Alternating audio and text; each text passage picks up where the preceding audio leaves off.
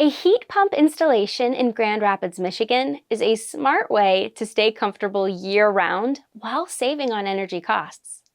The total cost for your project can vary depending on a few important factors, so understanding them is key. First of all, the type of heat pump matters.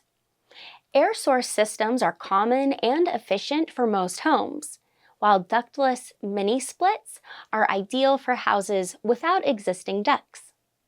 Geothermal units are another alternative that offers top efficiency, but they come with higher upfront costs.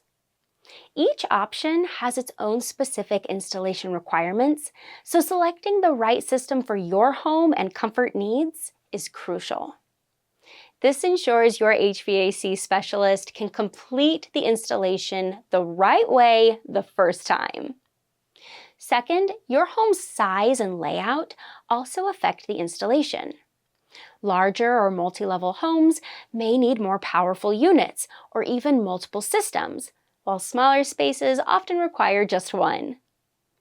Third, homes with existing ductwork typically have simpler and more affordable installations. Houses that lack ducts can benefit from a ductless system, which provides even heating and cooling, although careful planning is essential.